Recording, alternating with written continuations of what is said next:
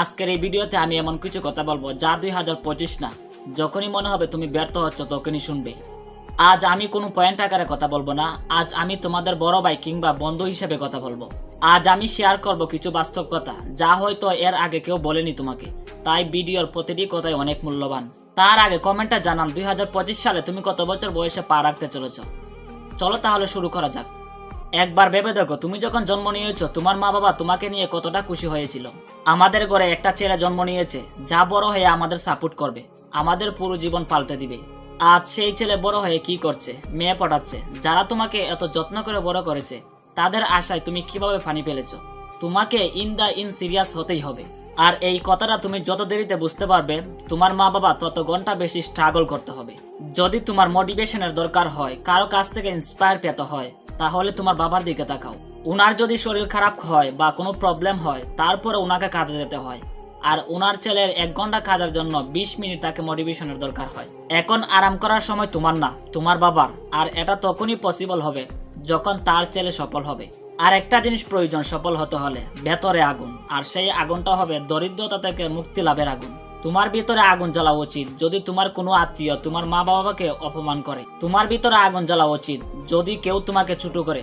তোমার ভিতরে আগুন জ্বালা উচিত কেন আমার পকেটে টাকা নাই। এই যে তোমার ভিতরে আগুন জ্বলবে, এটাই হচ্ছে মোটিভেশন, যেটাকে আমরা বলি ইন্টারনাল মোটিভেশন। তোমার ভিতরে আগুন নিভে যায়, ঠান্ডা হয়ে যায়, আগুন জ্বালাও নিজের ভিতর।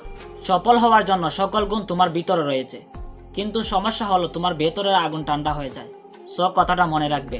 আজ থেকে 5-6 বছর পর যখন তুমি পেছনে থাকবে তখন তোমার ভিতর থেকে বিগ্রেট আসবে, কোথায় ছিলাম আমি, কোথায় ফেসে গেলাম আমি। যদি ওই সময় পরিশ্রম করতাম, বইয়ের পেছনে না যেতাম, বন্ধু বান্ধব ছেড়ে দিতাম কিছু দিনের জন্য, অল্প কিছু স্যাক্রিফাইস করতাম, তাহলে আজকে আমার ডিরেকশন থাকতো অন্য কোথায়। আর সবাইকে বলবো, দেখো ভাই, আমি জানি তুমি জীবনে অনেক কিছু করতে চাও, বড় বড় স্বপ্ন ভেবে রেখেছো, অনেক কিছু প্ল্যানিং করে রেখেছো, এরকম গাড়ি হবে, এরকম বাড়ি হবে। একটা কথা আমি বলে রাখছি, যতক্ষণ পর্যন্ত তোমার ভেতরের শয়তানটাকে দূর না করবে, অলসতাকে তুমি বের না করতে পারবে, লাইফে তুমি সামনে কখনো এগোতে পারবে না। তোমাকে শুধু একটা জিনিস থামিয়ে রেখেছে, আর সেটা হলো অলসতা আর দুনিয়া মানুষের কথা। তো এই জিনিসগুলোকে জেরে ফেলে নিজের স্বপ্নের জন্য পরিশ্রম করুন। আর কতদিন এভাবে বসে অন্যের লাইফস্টাইল আর অন্যের স্টোরি চেক করবে? তাই তোমাকে বলছি, তোমার কাছে অনেক সুযোগ আছে, তোমার সুযোগগুলোকে কাজে লাগাও। তাই অন্যের কথায় কান না দিয়ে তুমি তোমার জীবনকে নতুন উচ্চতায় নিয়ে যাবে, এই কামনাই করছি। তো বন্ধুরা, এই ভিডিওটা যদি তোমার ভালো লেগে থাকে তাহলে অবশ্যই একটা লাইক দিও, আর চ্যানেলে নতুন হয়ে থাকলে সাবস্ক্রাইব করতে ভুলবেন না।